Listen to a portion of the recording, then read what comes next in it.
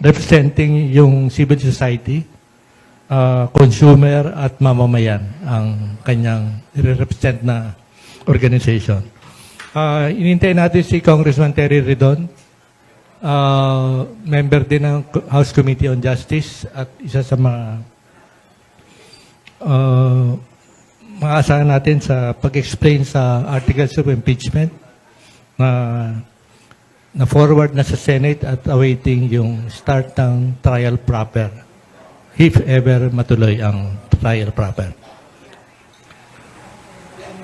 Let's start with Kabataan Party List Representative Attorney Reneco. How would you sum up yung naging process ng hearings, tatlong hearings ng House of Committee on Justice, tapos in-approve ng plenary ang articles of impeachment na which is awaiting how would you say it? Yung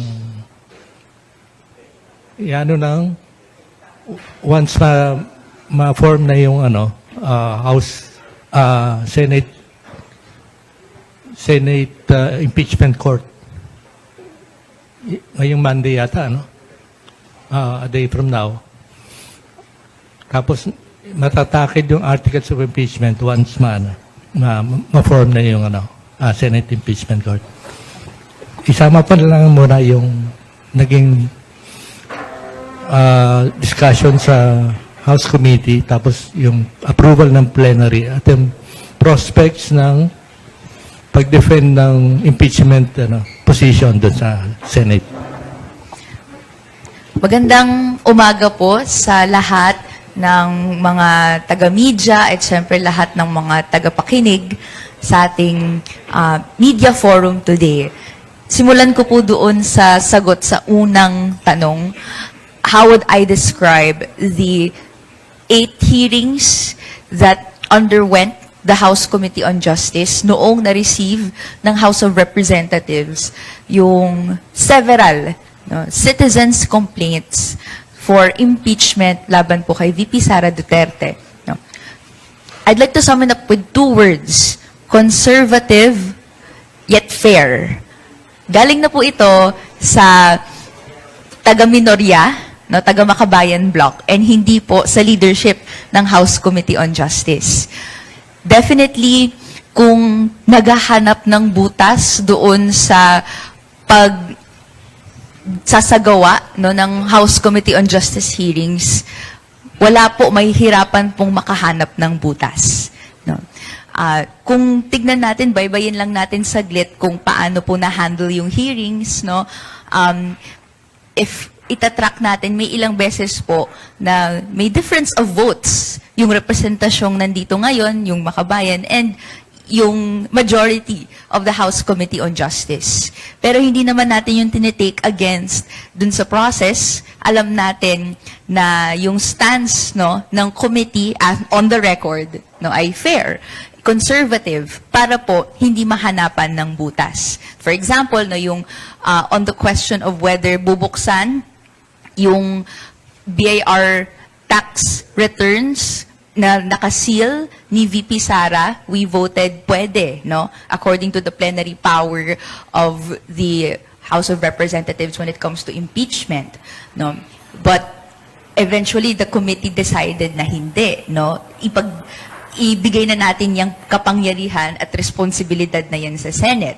Or even, the Makabayan Bloc sponsored complaint that was set aside by the House Committee on Justice dahil may pangamba na magamit pa yung date ng kailan final yung citizen complaint na yon vis-a-vis yung unang desisyon ng Duterte versus House of Representatives na na-overturn naman na. So, yun, conservative yet fair.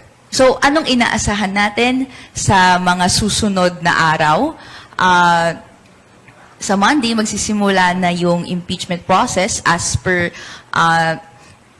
current Senate President Alan Peter Cayetano, na nagpirma na ng document, but subjecting it to processes of the Senate na yun dapat yung tutukan natin sa mga magdadaang mga araw. No?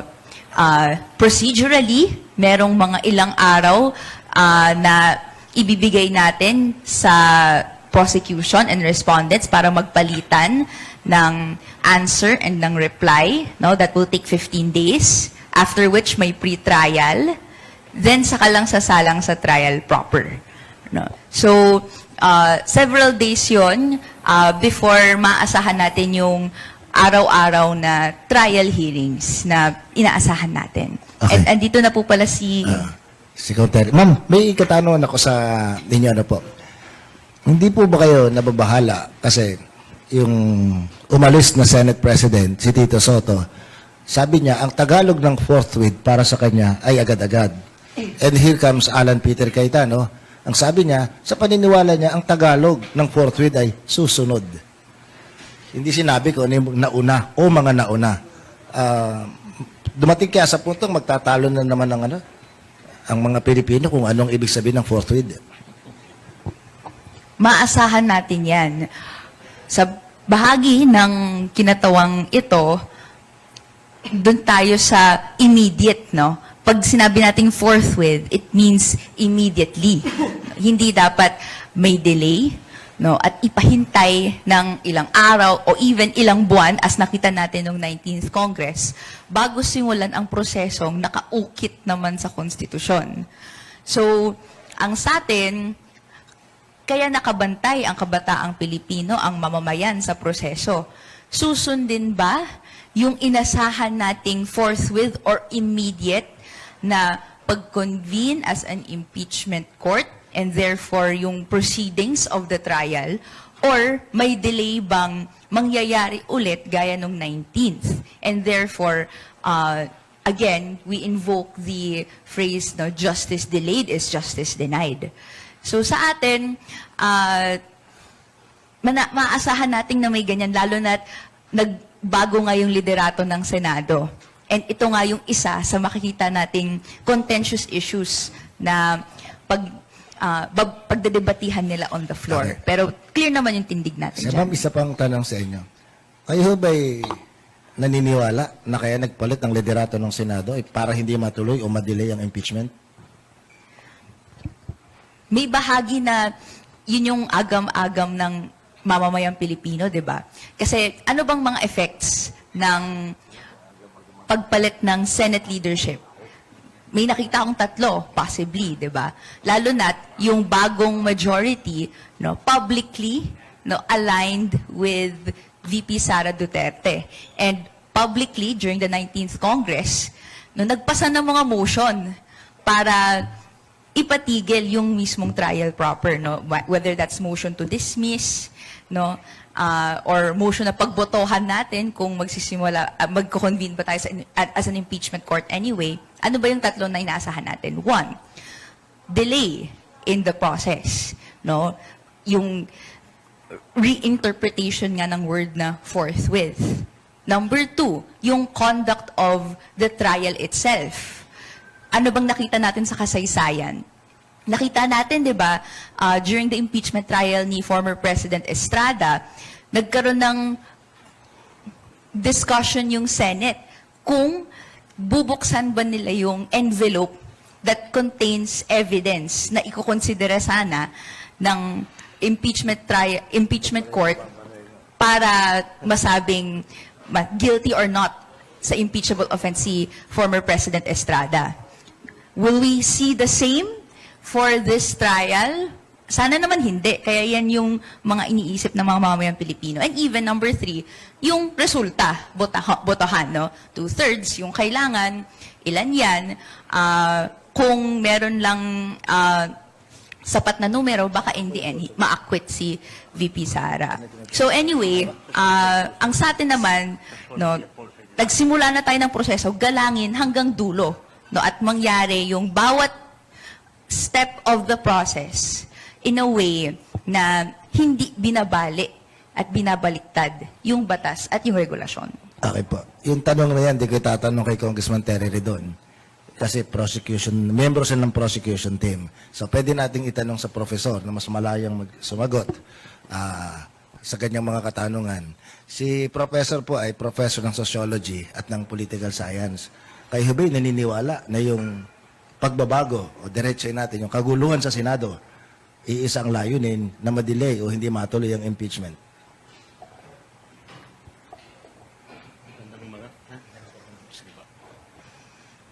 Magandang umaga po sa inyo lahat, no? Kung tutuusin yung aking pananaw bilang isang akademiko ay hindi ganang mahalaga ako para sa pagtingin ng mamamayan. Sabi nga ng iba, politics is perception, no? At sa mga nakikita kong lumalabas sa social media at narinig ko sa aking mga networks, karamihan ng mga Pilipino sa totoo lang na hindi naniniwala na walang koneksyon sa impeachment ng nangyaring power grab sa yung kudeta sa Senado. So kahit anong pasabihin ng mga politiko, nasa isip ng tao, yan ay ginawa para mapabagal ang pagtakbo ng impeachment proceedings. Kaya nga kami sa Consumer at Mamamayan, kasi yung aking samahan na kinakatawan dito ay isang Consumer Advocacy Network. No? Ang tingin ko, kung nais natin na magkaroon ng tiwala muli ang tao sa Senado, dahil sila magpuproseso ng impeachment, may dalawang dapat gawin ng Senado. Una, kinakailangan palitan ang pamumuno, dahil wala nang tiwala ang tao kay Alan Peter Cayetano.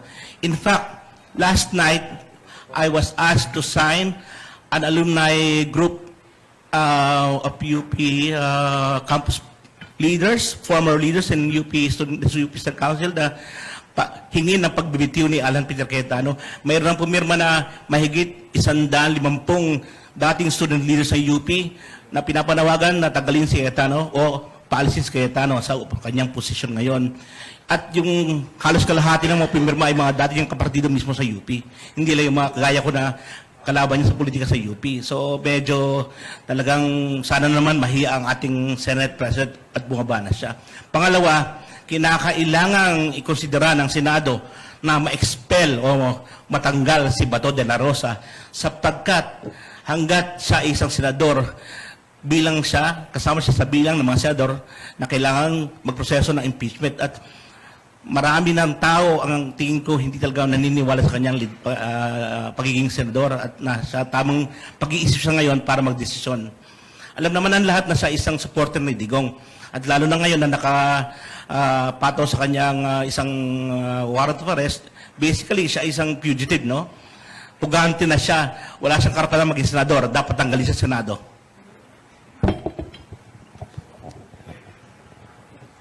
Prof, gamitin ko lang yung premise po ninyo.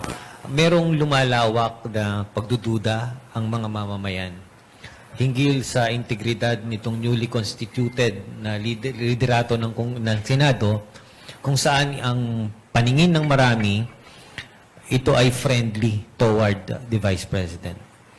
Kung ganito ang sitwasyon ngayon, Prof, at hindi pa man nag-uumpisa yung paggulong ng trial, ano kaya ang epekto nito sa kaisipan ng mga mamamayan kung paano nila tatanggapin yung magiging resulta eventually? Well, gaya nga ng sinabi ko, napakahalagang kahit paano makabawi ang Senado, no, sa persepsyon ng mamamayan, kaya kinakailangan mangyari yung sinabi ko, wala si Alan Cayetano, sa liderato, at si Balto ay ma-expel. Pero ito hindi lamang usapin ng politika. At ang interest ko rito mainly ay sa consumer welfare. Ang politika ay kapatid ng ekonomiya. Sa nangyayari ngayon, hindi malayo na ang ating inflation rate ay lalong lolobo o lalong tataas ang inflation rate. Yung inflation rate, yung paglobo ng mga presyo ng bilihin ay nakakabit sa mga kaguluhan pang politika.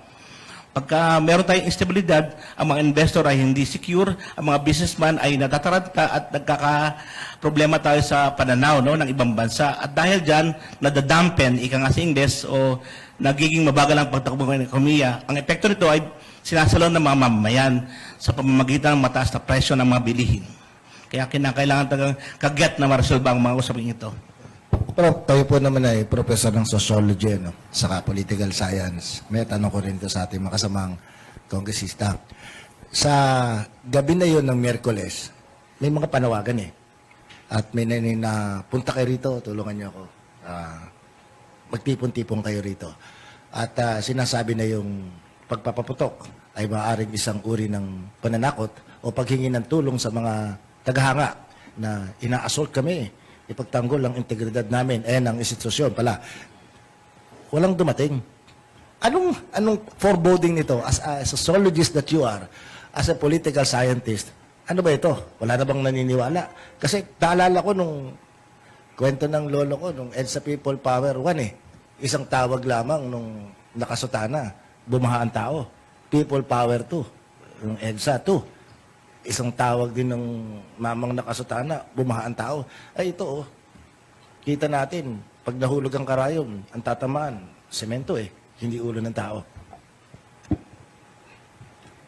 Hindi po ba napansin nga natin, ilan mga panawagan na ang ginawa ng mga leader o mga kinatawan ng Duterte supporters, no?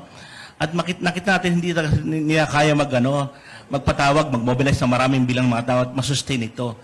Kahit si Harry Roque, si Mike Defensor, nanawagan sila, walang nangyari. So, ngayon, tingin ko, lalo pa si Alan Peter Cayetano, bilang isang senador na wala na sa moral high ground, ika nga, no? Para manawagan sa kung ano ang tama at mali sa ating bansa. So tingin ko hindi nila kakayanin mag-mobilize sa maraming tao.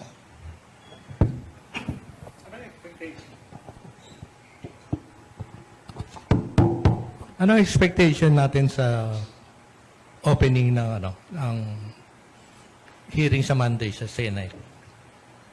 Do you expect opposition na wag ituloy ang trial by the Senate?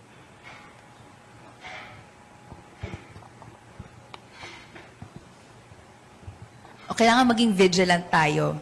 That's possible. No? So, kailangan i-apply doble-doble yung pressure sa Senate. And ginagawa na to ng kabataan para maramdaman yung totoong pulso ng taong bayan, which is dapat simulan na sa kagyat forthwith ang trial. No? Clear naman po yung numbers. No? May recent survey, nagsabi 69% gusto nang magsimula yung trial. Kahit mga mismong supporters ni VP Sara gusto magsimula para ma-clear yung name niya. Unfortunate lang na sa lahat ng opportunities na na-provide kay VP ay hindi niya po hinawakan yun or ginamit para ibigay yung sagot na taon-taon nang hinihintay ng taong bayan. No? So, sa parte naman ng kabataan, no, sila ay nag-raise din ng alarm na yung change in leadership could mean a detrimental effect on the impeachment trial. That's why different organizations na mga pinanggalingan din ng mga senators na nasa bagong majority, pinapanawagan din sila na gamitin yung konsensya nila para bumoto and even umakto accordingly doon sa konstitusyon at batas. So, inaasahan natin pero kung kumilos yung mga mayan, kung kumilos ang kabataan, mararamdaman natin yung pag-prevent nun. Parang ang nangyari, hindi ba si Vice President Sara, she dismisses all yung nilalaman ng articles of impeachment. Parang sinasabi yan, this is pure fiction, baseless, unfounded. So, can we expect yung mga pro-Duterte dun sa among the senators to reflect the same stand and ipakwash yung impeachment trial? Baka may range of stances sila. Meron dyan, maghahawak ng posisyon na dapat may trial pa rin tumuloy-tuloy kahit papaano. Then sa loob, pwedeng maniobrahin yung motions in a way favorable kay VP Sara. Meron namang puposisyon na hindi talaga gawin at all ang trial. No? Wag simulan dahil reflecting yung position ni VP Sara, quote-unquote, baseless siya. No? Pero ang sa atin naman, ang klaro, at every step of the way, public records yung hawak natin. Government documents ang hawak natin para masabi na may basihan na yung impeachment offenses sinacharge sa kanya, dapat i-hash out to a full-blown trial. No? So, andyan yung confidential and intelligence funds na ang COA na mismo naglabas ng mga desisyon and even desisyon sa apela ni VP at ng OVP, no? Na meron dyan nahanap na hindi naayon sa memorandum nila yung paggasta at may in-order at may inuutos na ibalik, no, sa kaban ng bayan. Meron din yung unexplained wealth, no, 6.7 billion pesos flagged by the Anti-Money Laundering Council na covered at suspicious transactions. No, malaki yun. No? Hindi patumpik-tumpik at hindi kung saan-saan nahugot na numero. And actually, no, empowered yung AMLAC na i-receive from the banks themselves na sila nag-report na fina-flag nila yung gantong klaseng transactions. And even, yung outright statements, sinasabi sa mamamayan, papatay siya ng tao. Nakaka-alarma yun, di ba? So, yan lahat public records yan. Dumaan sa mahabang proseso para sumunod sa rules of evidence na maisumite sa House Committee on Justice and sa Senate to convene as an impeachment court. So, may mga magsasabi ng ganyan, pero confident tayo na dumaan yan sa proseso na hindi masasabi at maibabato yung ganong akusasyon. Kay Kong Terry, Kong, yung naging botohan, resulta ng botohan sa Kamara, very historic. Pero sa lahat ng mga miyembro ng Kamara, kayo yung very consistent dun sa forecast na bago pa lang dumating yung botohan, nagbigay na kayo ng numero at yung numero nyo napakalapit dun sa naging turnout. Ano ba ang nilalarawan nung ganong kalaking boto? Ibig bang sabihin talagang nalansag na yung mga kaalyado ng pangalawang Pangulo sa Kamara? Bago po ang lahat, magandang umaga sa ating lahat. Actually, parang malayo nga yung sinabi ko. Sabi ko, 215 nung Webes, pero pumalo pa rin po ng 257 eh. So, ang actual po expectation ko po nung araw na yon ay papalo lang po ng 235 po yung boto. Pero 257. Yung pong 257 ay 80% ng kabuuan po ng Kamara.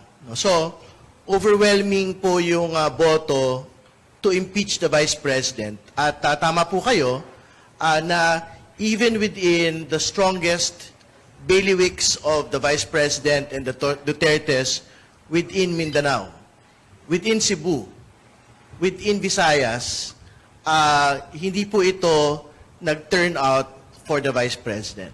So, I think that point needs to be made. And going into the Senate, dapat yun din po yung talagang makita ng lahat ng mga political actors, no, na talagang nagsalita po yung Kongreso from all sides and shades and persuasions that there is a reason for impeaching the Vice President a second time under two different Congresses. No? So, sa pagpasok po ng Lunes, tama po yung binabanggit kanina, yung kabuuan po ng 11-person House Prosecution Panel ay pupunta po sa Senado ng alas 3 ng hapon, May 18, para saksihan po yung pagbubukas ng Senate Impeachment Court.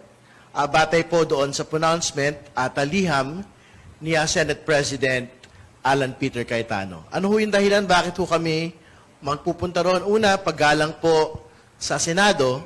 Pangalawa, paggalang po doon sa proseso na itinatadhana po ng konstitusyon po mismo. No, kasi siyempre, ang talaga naman pong mayor na partido dito po sa trial na ito, yung pong partido po ng Kamara, no? Bukod po dun sa partido po ng Vice Presidente. Limited pa ho yung papel, no, ng Kamara dito po sa araw na ito, pero mahalaga po masaksihan po officially ng prosecution panel yung po magiging kaganapan sa araw po na ito at inaasahan ho namin na talagang magko-convene sa araw po na ito yung po Senate Impeachment Court at gugulong na sa wakas ito pong trial ng atin pong pangalawang Pangulo. Kung Terry, balikan ko lang yung una yung sinabi na dumami, 257 ang bumoto. Alam naman natin at natanong ko na rin dito, several weeks ago, na si Congressman Ronnie Puna ay nagsabi na may dalawang grupo na nanghihikayat sa mga congressman na wag bumoto. Una, yung popularity ng grupo ni Sara Duterte. Pangalawa, yung isang religious sect. Pero in spite and despite of that, nadagdagan pa yung bumoto, 257. Una, dun sa seeming popularity ni Vice President o ng Duterte political brand, naka-apekto ba yung lumabas na survey na hindi pala invincible si Sara Duterte?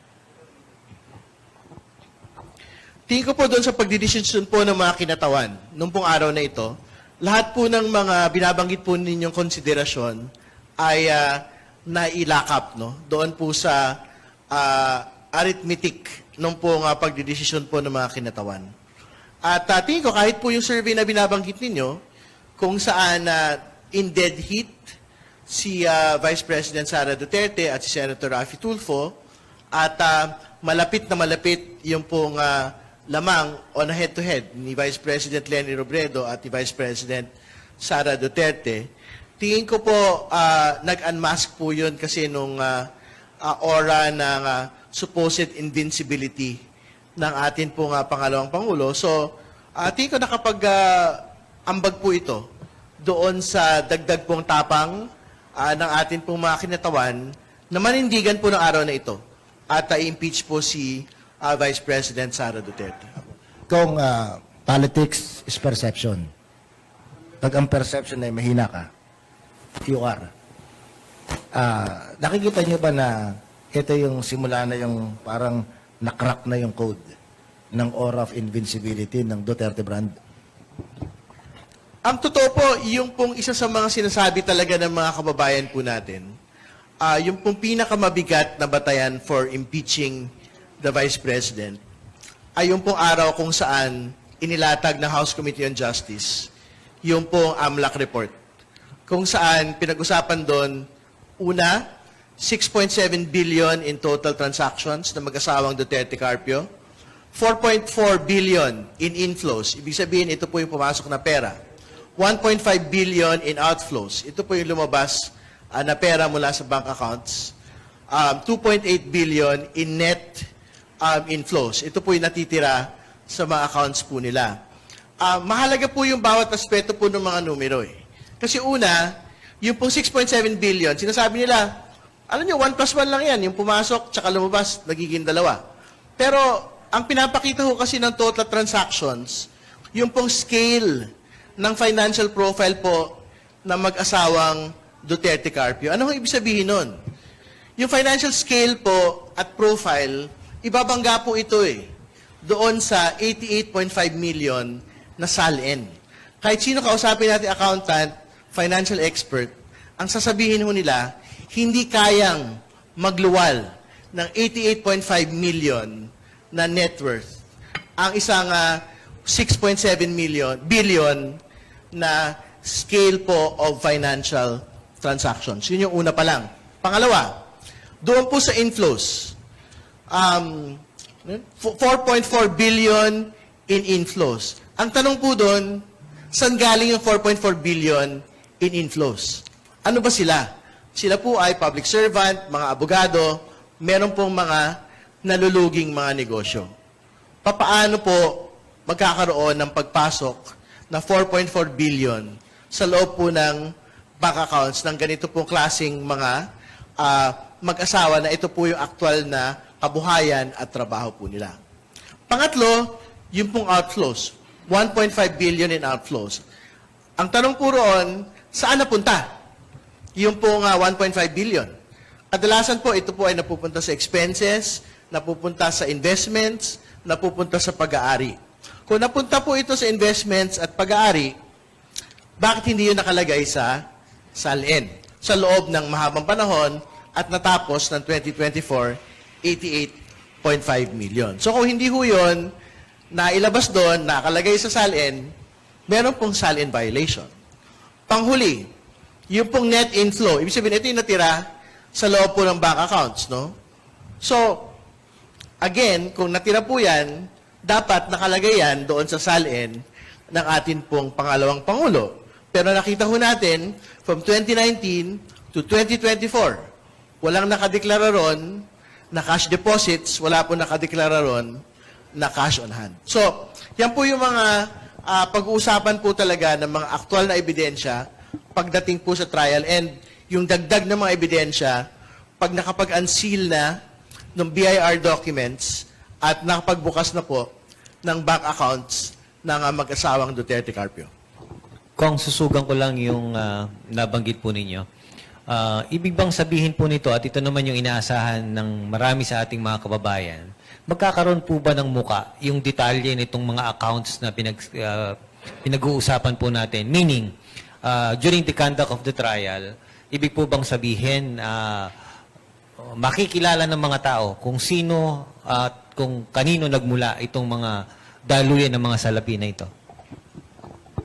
Yung sources po, meron na hong pagpapakita nung nakaraan, ano? So, galing po kay Senator Trillanes po, yung ilan sa mga halimbawa ng pinanggalingan nung pong mga cheque na pumasok po sa accounts, no? So, may mga pangalan na pong nababanggit dito po, no? So, that will be further confirmed during the trial phase itself. No? Pero, pangalawa, dahil makapagbubukas na ho tayo ng bank accounts, yan po yung pwede ho natin makita.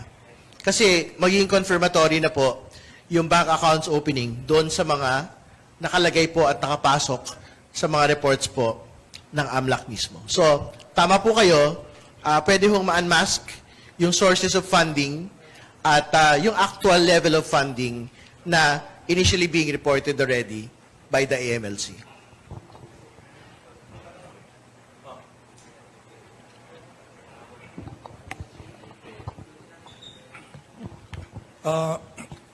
Kahapon may kakwentuhan akong mga kaibigan at napag-usapan namin yung nakarahang political dynamics sa Senado. At ang isa sa akong konklusyon sa talakayan ang nangyari dito. No? Suma total, nasira yung Duterte brand ng politics. No? Alam mo, pag sinabi mong Duterte, matabil yan, no? Matapang yan, naghahamon yan. Siga ang dating. Pero ngayon, nakita mo yung larawan ni Bato, no? Tumatakbo, nadadapa, ngumangal-ngal. Tama si Professor, matatawa ka talaga, no? Baliktad. Nawasak talaga. Matanong ko kayo, kayong tatlo, may epekto ba ito sa impeachment trial? Anong lalim taglay nito? No? Maaari bang magkaroon ng pagbabago sa liderato ng Senado, bagamat sinabi na nga ni Professor, merong matinding paghingi dyan. At kung pwede na, sipahin na rin si Bato sa Senado. Matanong ko kayo, ano ba epekto sa mga pananaw ninyo? Okay, sabi ng ating binibini mauna raw ako. Actually, talagang maganda yung mga developments para sa akin bilang isang tao na critical sa mga Duterte supporters ka. Lalong-lalo na, ito yung pinakamalaga para sa akin. Sabi nga, politics is perception. Pero higit sa lahat, politics is addition pag-election, di ba? At natingin ko, sa Lunes o sa 18, kung matuloy ang trial, magiging maingat ang mga senador. Higit sa lahat, ang mga trapo na yan ay politiko, no? Whether progressive or traditional sila, politiko yung mga yan. Magbibilangan yan, magkukompute yan. Yung political calculus yan, gumagana. At tingin ko, alam nilang lahat, na kahapon may nag-launch ng isang online signature campaign. At sa loob lamang ng 2 o 3 oras, may lumabas na halos 3 milyong pirma na nananawagan na ituloy ang impeachment at i-impeach si Sara. Ngayong madaling araw, chinek ko, nasa 5 milyon na. Sabihin na lang natin, may 5 milyong Pilipino ngayon na gusto makita matuloy ang trial, ma-impeach si Sara. I-multiply mo yan ng 5 dahil ang average Filipino family size ay 5 to 6. So, that means there are 25 million Filipinos out there at least who want to see the trial proceed at the very least. And at most, to be able to show that Sara Duterte must be made to account for whatever are her political sins to the country. So Senate is, at the end of the day, political animal Yeah, din. sabi sabihin, tao ang dapat gumalaw. I thought nag-elect tayo ng leaders. Well, sa akin, yes, tao ang dapat gumalaw. Tao, at the end of the day, taong bayan, no, yung decisive sa any political process. Ma'am, anong grupo ng tao yon? Alam natin, fragmented ang ating bansa. Lahat po tayo. Eh, And ito exact, po ma'am, yung hindi panahon pwede na yung- dapat magkaisa po tayo. Pasensya na po kasi yun na nga pong kaisahan yun. Ang lahat minimithi natin pero hindi pa natin nakakamit eh. Anong particular na sektor yung gagalaw dapat na sinasabi nating tao para mataranta itong mga maaring pumigil sa Senator impeachment trial? Sa akin lahat. Pero sa bahagi naman po ng representasyon na to, kabataan. Kabataan ay inaasahan din na hindi lang lalahok sa pag-uusap nito sa loob ng classroom o even sa social media, pero ipanawagan yung kanilang boses para kung ano yung proseso ng accountability mangyari. And nakikita na po natin to. No?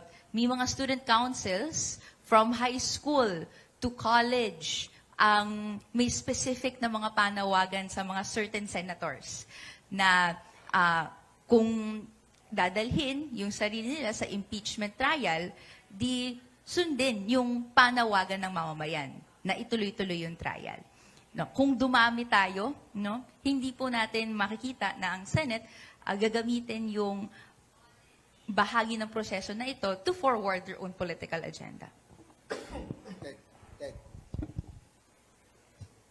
Sige po, okay na po yan. Hello. Ted po from GMA News Online. Kay Kong Terry, follow up lang po sa question ni JC. Pwede niyo po bang i-disclose sa amin kung sino-sino yung specific House prosecutors assigned sa each grounds? I think ko by next week pwede ho nga mabanggit na ito. No? Pero, halimbawa, I can only speak for myself. Yung akin pong impeachment ground na i-present ay yung patungkol po sa unexplained wealth at confidential funds misuse. No? Pero, to be clear, 11 po yung mga prosecutors. No? So, I think all of us ay meron pong at least dalawang mga grounds, no? Na i-present at bahagi. At nakita niyo naman po ito sa doon sa atin pong presentation din po sa House Committee on Justice, no. So talaga pong meron pong kanya-kanyang mga bahagi kung saan talagang pinipresent po yung iba't ibang mga aspeto po ng kaso, no. So for example, for unexplained wealth, may magpepresenta para sa IMLC, meron po magpepresenta for BIR, meron po magpepresenta for SEC, at iba pa hong mga related na mga ahensya para patunayan po yung unexplained wealth ng atin pong pangalawang Pangulo. Okay. Kay Congress po, Jervis Mosin. Di ba nga nagsasabi na with the recent leadership change sa Senate ay dito nag-rival na ito impeachment kasi alam naman natin na public align dito yung nasa Senate leadership today. So what are your comments? Tingin ko hindi po yung totoo. No? Kasi kung dead on arrival po ito, the Senate President would not have sent a letter that they will convene the Senate Impeachment Court at 3 p.m. on Monday, May 18. No? So, tingin ko po, yung pong mga senator judges naman po natin at the time of trial will look at it with open eyes, will look at the evidence both from the prosecution and the defense and decide based on the evidence and based on their conscience. No? Kasi, tingin ko po, if it is something that is dead on arrival, it would have been a different pronouncement by the current Senate President. But we will hold on. No? We have great faith in his pronouncement na talaga po magko-convene ang Senate Impeachment Court. Kasi otherwise, ang pag-uusapan ho by that time, kung wala pong ganitong commitment to open ang Senate leadership, pag-usapan yung usapin po ng jurisdiction. At kung tama ba ho yung pagkakatransmit ng articles of impeachment sa Senado even prior to convening the Senate Impeachment Court. No? So, pagka ho ang sinabi na po ng Senate President ay bubuksan na nila yung pong Senate Impeachment Court on 3 p.m., panghahawakan po namin yung pong ganito pong commitment. Good morning, Hong Kong. Pwede ka tanong regarding kagabi sinabi ni Senate President Cayetano na wala na sila Sergeant of Arms. Hindi kaya mamaya hindi makatuloy ang impeachment ng peace and order, wala daw makakaskaso. Kung pwede ba yun? Yung tinatanong ni Manong, pag wala bang gwardya, sarado ang Senado? Ang totoo naman po yung OSAA, pareho ng House tsaka ng Senado naman po, hindi lang naman isang tao yun, ano? So, I'm sure meron po mga deputies, yung pong current Sergeant at Arms, na kaya pong mag-secure at mag-ensure po ng safety ng lahat po ng mga taong papasok sa darating pong Lunes, no? So, tingin ko naman po hindi ho yan magiging sagka. Doon po sa una sesyon ng Senado at pangalawa, doon po sa pagbubukas po ng Senate impeachment trial. Kong, pardon my ignorance. If a sitting senator of the Republic is suspended for whatever reason, will this prevent him or her from participating in the impeachment trial? And number two, will this also forfeit his or her right from voting to vote eventually?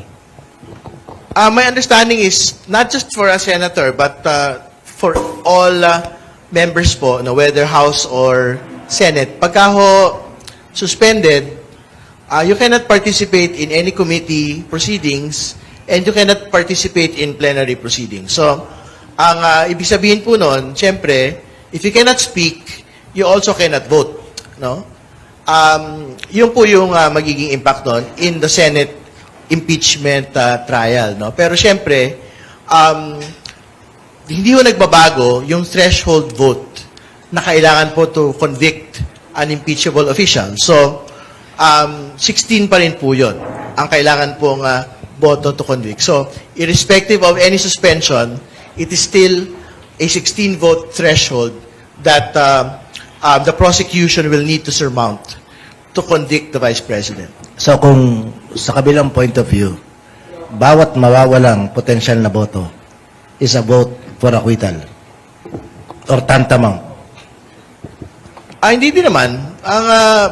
Basta ang importante ho, kailangan pa rin po makakuha ng labing anim. Kasi kung hypothetical po, kung Terry, na may sinuspindi kang 10, acquitted. Kung whoever it is, parang personality blind po, Yeah. basta hindi mo maabot yung 16, you cannot convict. So, yung pong suspension basically does not actually impact yung conviction po ng any impeachable official. Apo, si dating Senate President Tito Soto, well, sinabi na naman niya, kaya hindi na siguro malalagay sa alangan ng kasiguridad, wala siyang bodyguard. Walang driver siya nagmamaneho. Pero yung crowd na nag-aabang sa Senado, hindi ito yung crowd ng EDSA 1 at EDSA 2 na kahit kalaban, binabate o pinapalampas. Ito hindi, hinahampas yung kanyang sasakyan. Hindi ho kaya, kayo na lang para personal, hindi kayo nakakangamba na baka may mambabato sa inyo? May nag-i-insinuate na lahat ng mga miyembro ng prosecution team pagdadaan sa makitid na bahagi ng lansangan ay babatuhin ng kung ano-ano. Kasi may sektor ang ating lipunan, kaya tinatanong ko kanina kung anong tao yung dapat kikilos. Iba-iba tayo. Tao tayo eh. Merong ang kaligayahan ay makapanakit. Makapambardagol, sabi nga ng iba. Ano hong pwedeng gawin niyo dito mga paghahanda kung meron na? Well, inaasahan po natin yan, pero inaasahan din naman ho natin na bukod sa mga supporters po ng pangalawang Pangulo, meron din pong mga supporters na impeachment na darating po doon, no? Going into the Senate grounds. Yun po yung una. Pangalawa, syempre, meron din po tayong real expectation that law enforcement will need to do what it needs to do to make sure that the work of the Senate and the work of the Senate Impeachment Court will proceed unimpeded, no? Despite yung pong galawan within the Senate grounds, no? So, Siyempre, naghahanda ho kami kung paano man ho yung magiging itsura po logistically nung pong pagpunta from the House to the Senate on Monday. No? Pero yung particular na detalye po na yon, siyempre secret na lang yun. Kung again, pwede bang hingin ko uli yung inyong pananaw at payabungin niyo yung kaalaman namin? Tama ba yung pagkakaintindi po namin na parang base dun sa mga nangyayari? Ang ibig po bang sabihin ng protective custody, hindi pwedeng arestuhin pero pwedeng palayain? Yun po ba ang kahulugan ng protective custody? Ayoko na pag-usapan yun kasi siyempre mga senador naman po yung papaliwanag doon. Pero paliwanag ko lang halimbawa yung protective custody sa House, no? Nagkaroon po ng protective custody nung po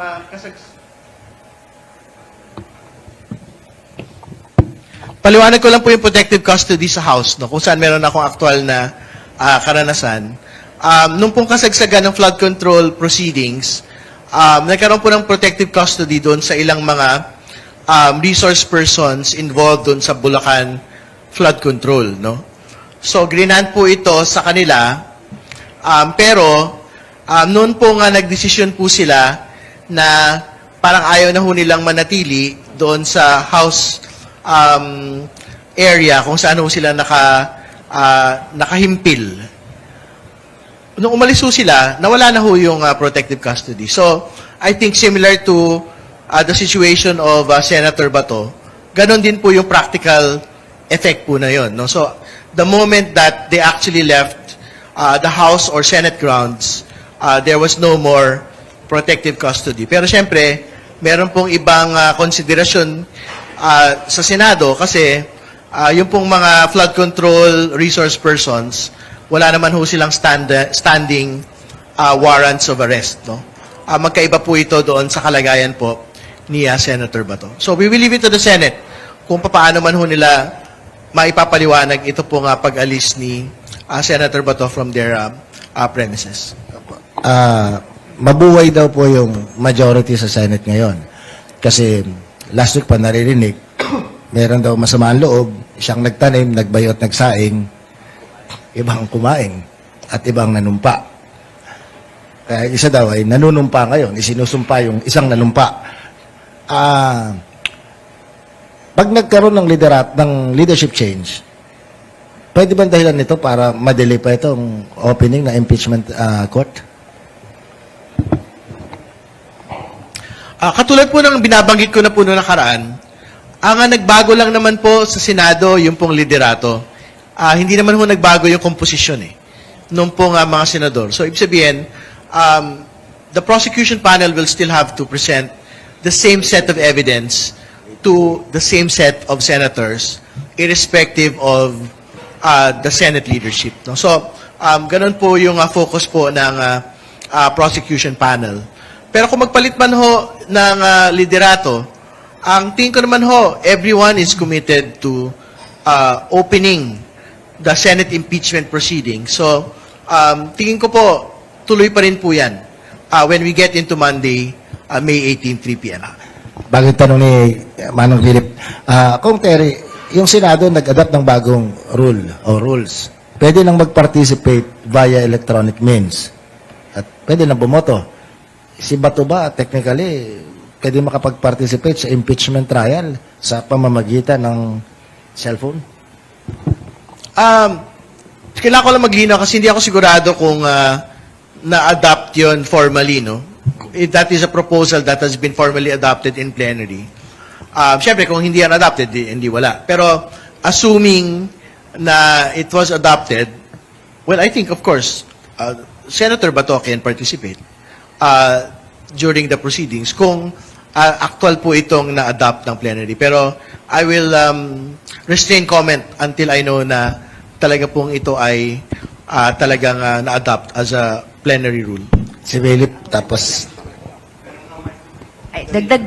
Sige pa. Sige, dagdag ko lang din po bago siguro anything. Sa mga appearances ni Senate President Alan Peter Cayetano, sinabi naman niya na hindi niya nakikita na may amyendang mangyayari.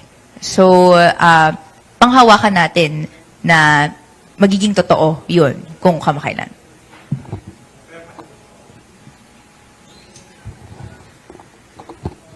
Matanong ko kayo, no, dahil hinihingi ng rules of impeachment ang political neutrality ng mga senator judges. Pero nakikita naman natin kung ano sinasabi. Ito si Kamoting Robin, iba sinasabi. Si Babs naman, iba rin ang sinasabi. Ano ba talaga yung rules of impeachment dyan? Sino ba talaga? Ano ba talaga ang mekanismo niyan? Sino ang pwedeng humingi na i-disqualify ang tulad ni Kamote, no? Kung ano sinasabi, no? Sinong pwedeng humingi na wag na sumali yan, yung mga ganyang senator judges? Anong paraan para ma-disqualify yan?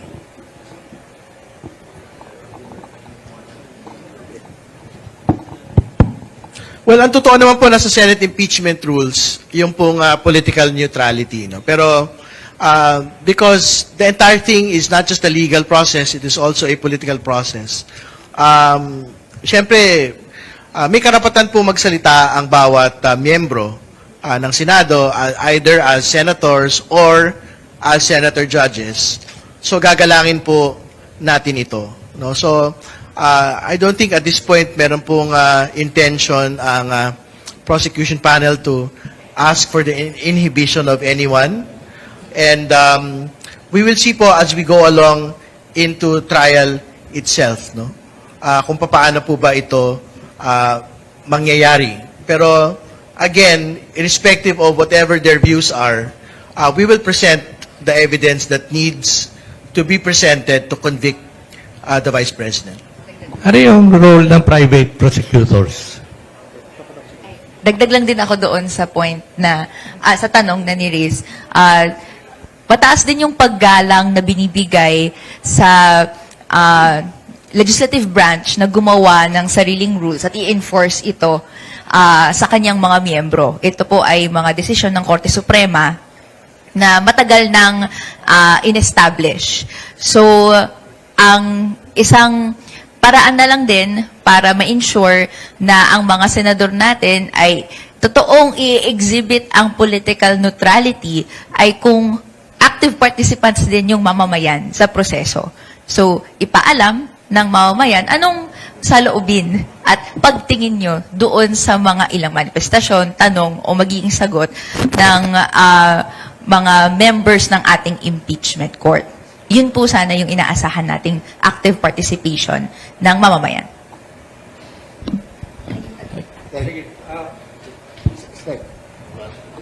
Seated ang online. Kung Terry, yun nga, kailangan ng 16 votes para ma-convict si VP Sara. And nabanggit nyo nga, itong trial is a political process. Ano yung game plan ng House prosecution to convince yung pro-Duterte senators na i-convict si VP Sara? Hindi, wala naman ho kaming pagtatangi kung they are supporters of the Vice President or not. No?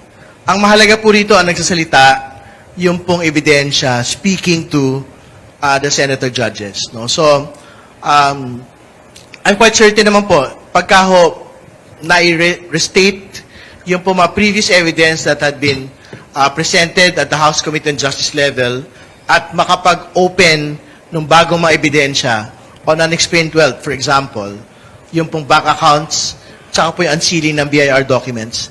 Tingin ko naman po makakapag-convince po ito further nung pong mga senator judges po natin, irrespective of their political leanings. No? So, yun po yung pagtakbo at tingin ko basta nakabatay po sa ebidensya at sa katotohanan, tingin ko naman po makukumbinsi po yung atin pong mga senator judges.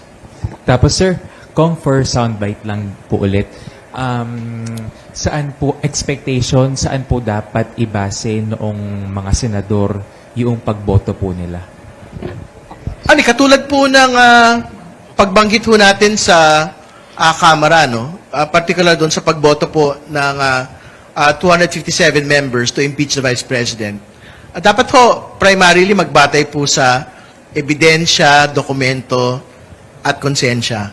No? Yung po magiging batayan po ng pagboto ng kung sino man po. No? So, but ultimately, we will leave it to them dahil sila naman po yung makakapagpasya kung ano po ba yung aktual na batayan ng kanila pong mga boto. But as far as the prosecution is concerned, we will present the entirety of evidence against the Vice President on each and every ground.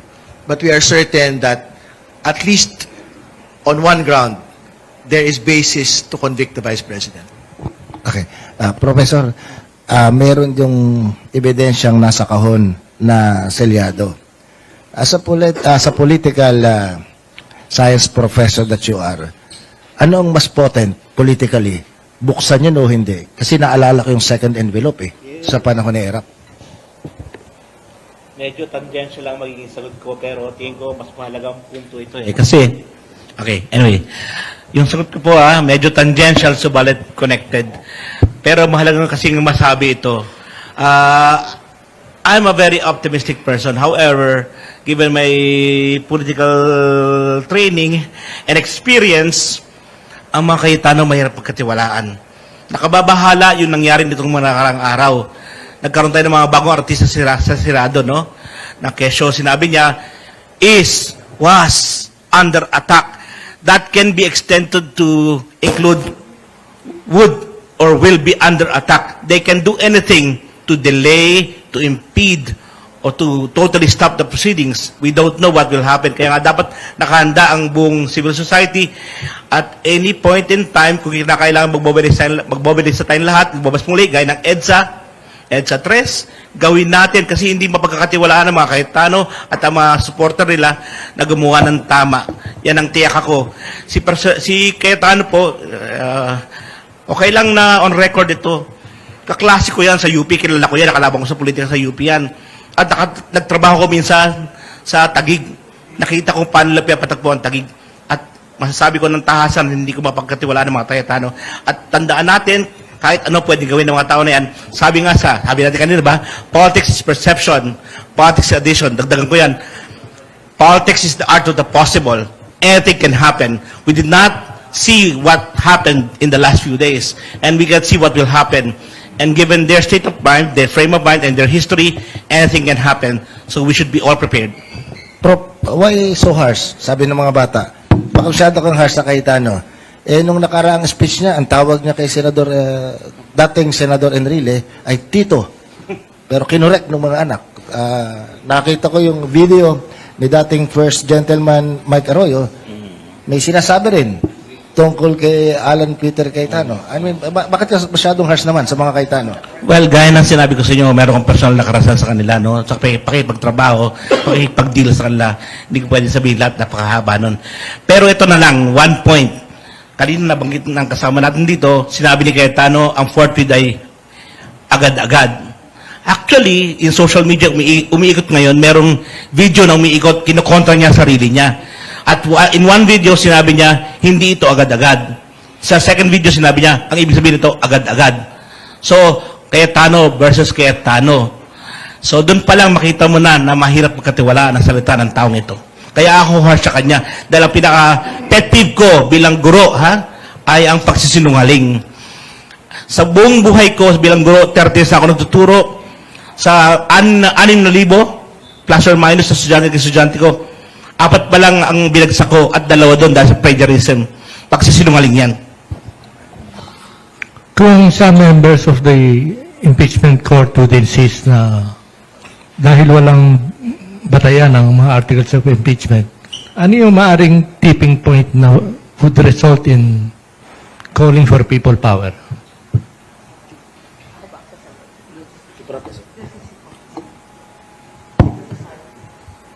Siguro, can you refrain the question, sir? Ano yung magiging tipping point Tipping point. na people would call for street mobilization and practically people power sa Teka sandali. Tanong ko rin, Professor. Maligalig kami rito Okay na. Sino people power? Pwede bang magpatalsik ang people power na vice president? Alam mo, napapatalsik yung pinuno. Yung presidente, pinapatalsik ng people power. Oral exam yan, Prof.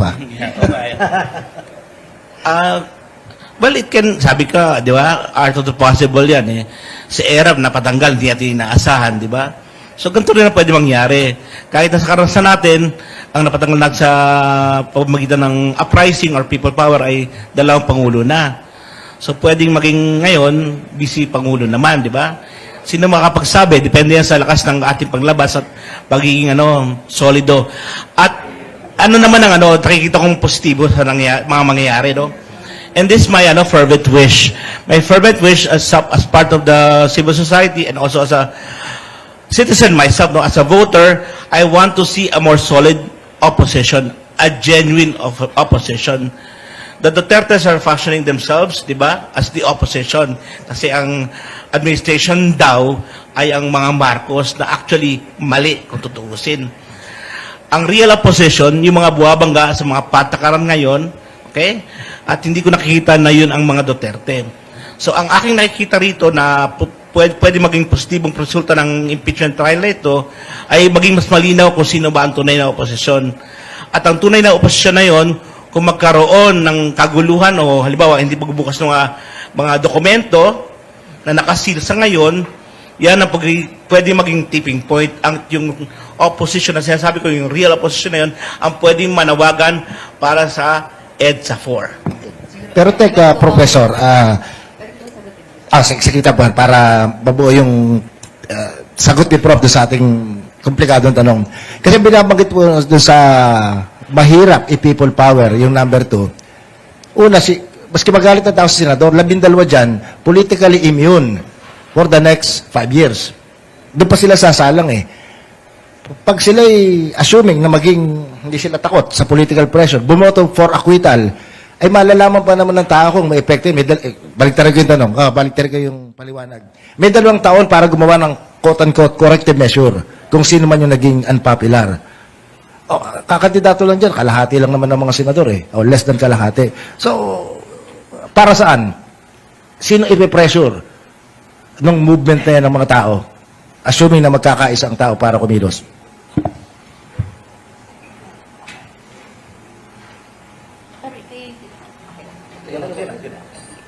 At sagutin ko na lang din yung naging tanong kanina. Una, historically, yung tipping point ay yung hindi pagbukas ng envelope, ibig sabihin, meron ng harang doon sa pagpoproseso ng impeachment trial. So, kung may makita tayong ganong similar na incidents, kailangan nating pagbantayan, no? And ikalawa, agree din ako sa point ni Professor na ang point naman ng paglabas sa kalsada or people power ay hindi necessarily para magbago ng liderato, pero to apply public pressure for, pwedeng gano'n, no? Apply public pressure for a certain decision point. No? So, kung meron mang attempt na harangin yung impeachment trial at any point, no? At yun ay tipping point, pwedeng magbago yun dahil sa public pressure. So, pero may counter question naman si Prof, no, na, well, honestly, ang iniisip ng mga senador ay yung kanilang re-election. So, technically, quote-unquote, hindi naman mag-figure yan until election year, ganyan. Pero, yun naman din po yung kapangyarihan kung isusustain natin yung momentum ng ating political participation, no?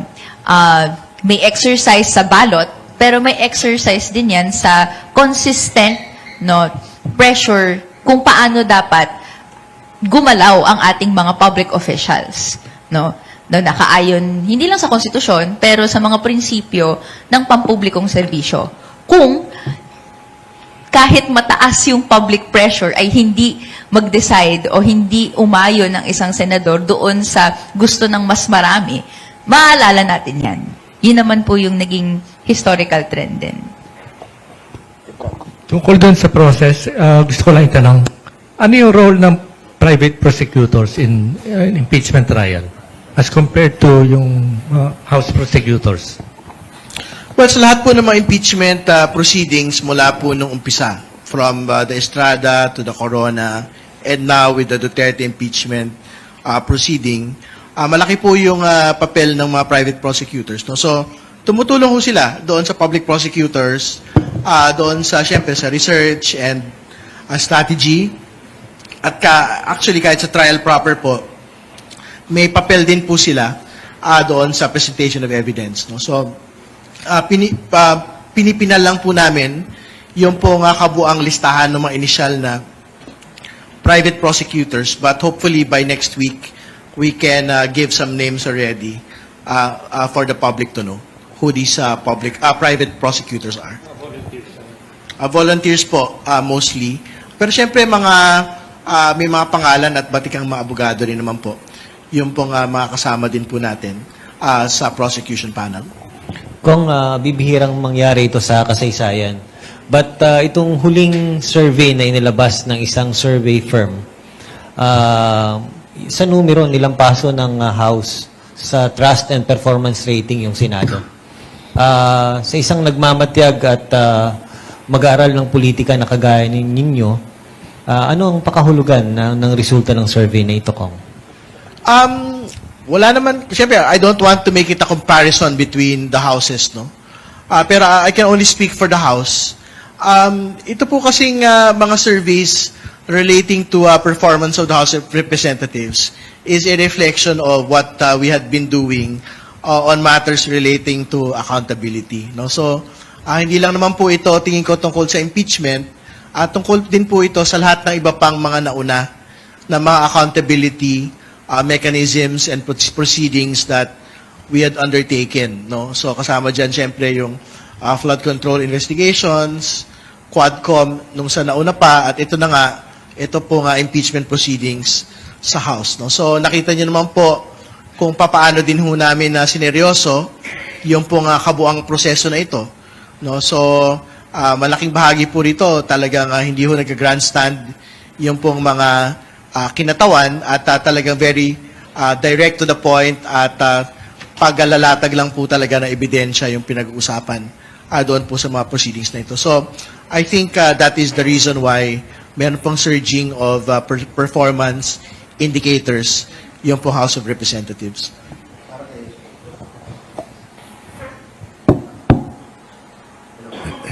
Hello.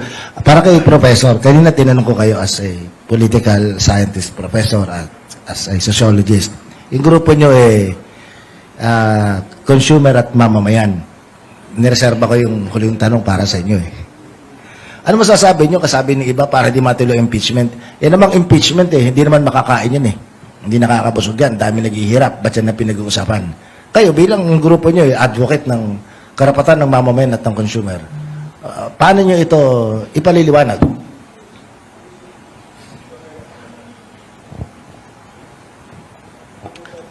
Wala sa isang pagtingin talaga kung iisipin nga, no, kung practical tayo, ayaw natin talaga na magkaroon ng kaguluhan sa gobyerno, sa impeachment. Kasi nga, kaya nasabi ko kanina, makaka-apekto sa ating ekonomiya, mas posibleng tumaas lalo ang mga presyo, lumobo ang inflation, diba? Diba, sinabi ko na kanina. Subalit, ang usapin ng impeachment, ay hindi naman usapin talaga ng ng 2028 or election sa kung kinakampi natin ng mga Duterte o hindi. Usapin ito ng mapanagot kung sino man ang may kasalanan. Mayroong akusasyon kay Sara Duterte na siya ay nakinabang sa yaman ng bayan sa maling paraan. Ito ang usapin dito, huwag natin kalimilimutan. At bilang isang mamamayan at consumer, may epekto to sa ating, hindi lang sa ating karapatan na hindi nakakain, sabi ng iba, kundi sa ating ekonomiya, gaya na piniliwanag ko kanina. Kaya kinakailangang matuloy ang impeachment proceedings sa dalawang kadahilanan para sa akin. Una, maisaayos ang ating mga proseso at institusyon. Pangalawa, para mapanagot kung sino man may sala. Kung hindi natin mapapanagot ang taong may sala o hindi dumaan ang proseso na maayos, lalong gugulo ang ating bansa. Gusto kong sagutin kasi ito yung exact point na ginawa natin doon sa explanation of vote natin, doon sa resolution including the articles of impeachment. No, madalas na tanong yan makakain ba natin ng impeachment? Ang sagot po dyan, kung mapanagot natin ang pagnanakaw na nangyari or sinasabing nangyari at maibalik ang pera na yun sa taong bayan, pwedeng gamitin yon bilang suporta sa pagpondo ng benepisyo at serbisyo na makakatulong sa mga nagugutom nating mamamayan. Yun naman po. No? So, may direct benefit na maaasahan tayo dahil may pinag-uusapan tayong pera na according to COA, no, ay mali ang paggasta at dapat ibalik. No? So, kung susundin natin yung kabuuang proseso at makita natin yung finding sa dulo nito na, oo, mali yung paggasta, ganyan, may kailangang opisyal na matanggal sa pwesto bilang pananagutan. Magpa-follow through yan until, no, maibalik yan at maggamit ng taong bayan. At yung ehemplo na yon na magagamit natin sa iba't ibang nakikita nating paraan ng korupsyon, no, dudulo yan, no, sa dapat mas maayos sa paggasta ng pera at mas magandang paglaan nitong pondo sa benepisyong dapat pinopondohan, edukasyon, kalusugan, at iba pa. So, may direct benefit, may direct stake ang mamamayan dito sa impeachment. No, na dapat suportahan natin yung maayos na paggulong ng proseso na ito. Sige, di ba pupuntahan din natin yung usapin sa ICC? Lalo na yung pagtakas ni Senator De La Rosa. Ano yung magiging implikasyon nito sa kaso ni Digong? Yung crime against humanity. Well, siguro, bago lahat yon, gusto ko lang din ilinaw, no, ano yung mga legal na batayan na dapat hindi takbuhan na ni Senator Bato de la Rosa yung arrest warrant. No, dalawa yan, no, sa pananaw ko. No. Una, kahit lumabas na sa treaty, sa Rome Statute, ang Philippines, hindi mabubura nito yung mga obligasyon at responsibilidad na hawak at dapat sundin pa rin natin noong miyembro tayo. No? Nakalagay sa Article 27 and Article 127 ng Rome Statute na una, hindi maaaring gamitin yung official capacity o yung posisyon ng anumang opisyal bilang immunity, no? Para hindi masunod yung mga proseso na nakalaan sa Rome Statute, including affecting a warrant or even undergoing an investigation. No? So, and ayun nga po, under the Article on Jurisdiction, yung mga obligasyon at responsibilidad natin noong miyembro tayo, which was prior to 2019, dapat tuloy-tuloy at gawin pa rin at hindi mawawala porket lumabas tayo.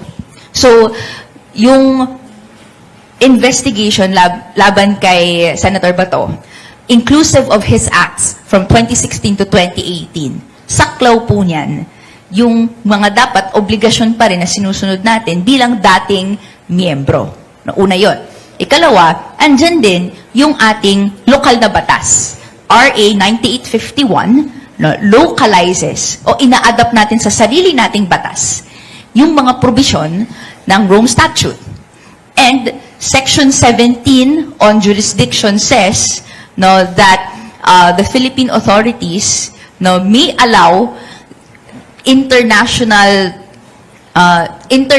bodies na nagko-conduct na ng investigation na mag-proceed pa at na lang in lieu of the Philippine authorities kung may nasimulan na.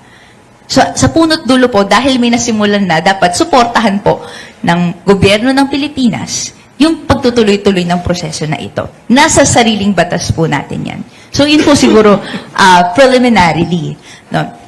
Doon na po sa tanong, no? Which is yung anong effect po nito sa mismong case ni former President Rodrigo Duterte. Hindi po, tumitibay yung kaso laban kay former President Rodrigo Duterte sa ginagawa ni ni Senator Bato de la Rosa, no?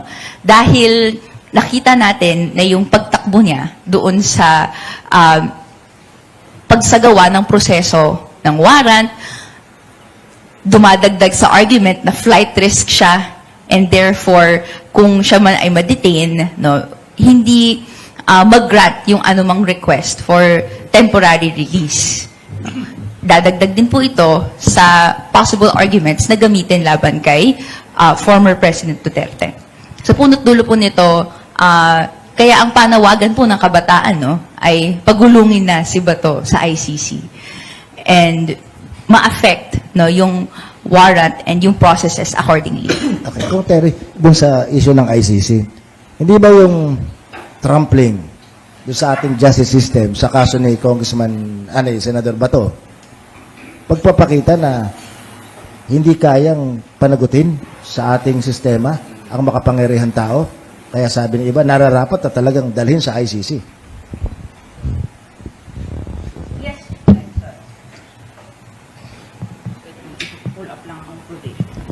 Kasi kung Terry muna doon sa, sapat ba, yun ba'y patunay na talaga kailangan ng ICC kasi hindi kaya ng justice system sa Pilipinas ang i-trial ang mga VIP.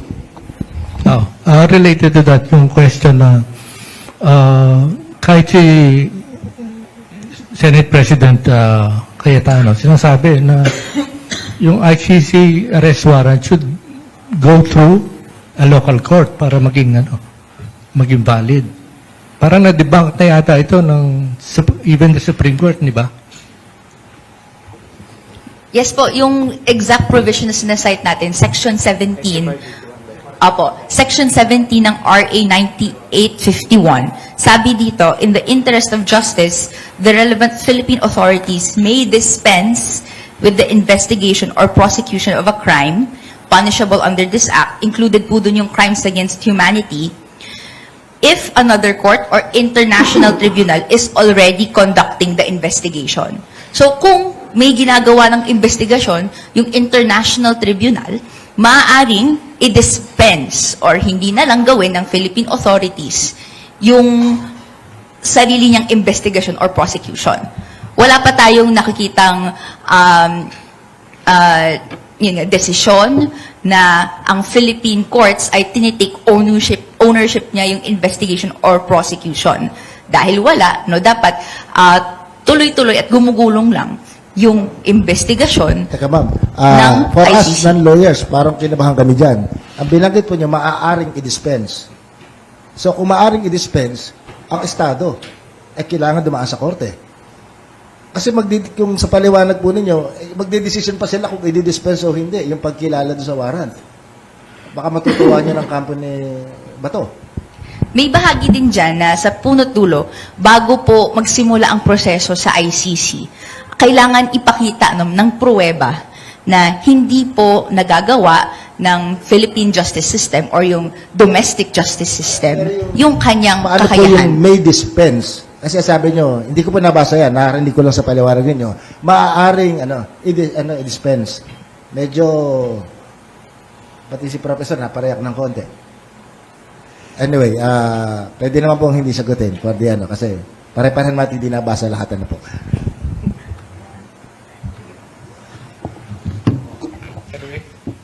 Wala nang questions from media?